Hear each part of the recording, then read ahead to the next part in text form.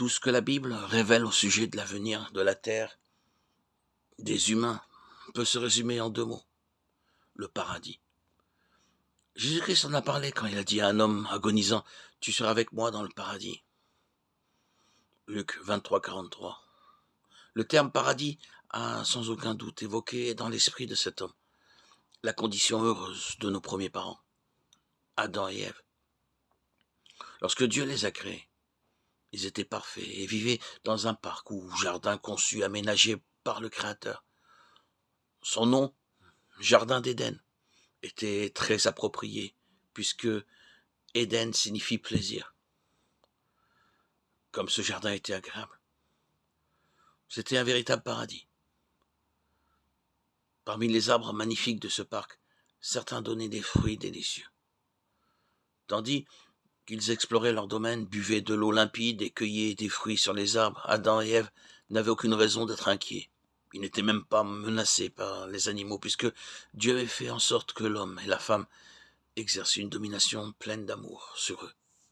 En outre, le premier couple humain était en excellente santé, dans la mesure où il demeurait obéissant à Dieu.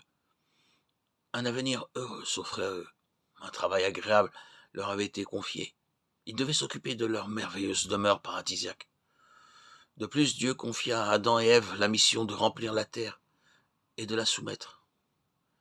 Avec leurs descendants, ils devaient étendre des limites du paradis jusqu'à ce que toute la planète devienne un lieu de beauté et de délices.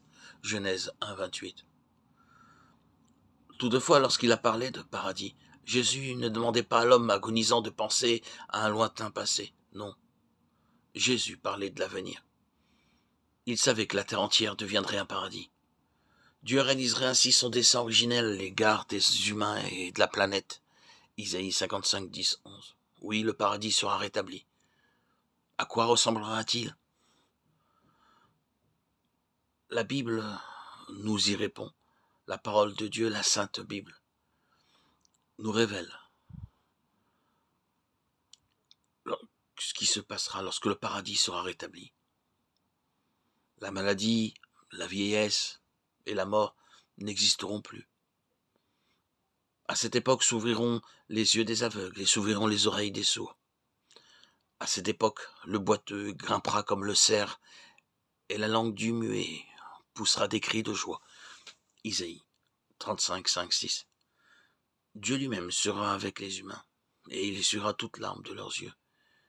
Et la mort ne sera plus, ni deuil, ni cri, ni douleur ne seront plus. Les choses anciennes ont disparu. Apocalypse 21, 3, 4.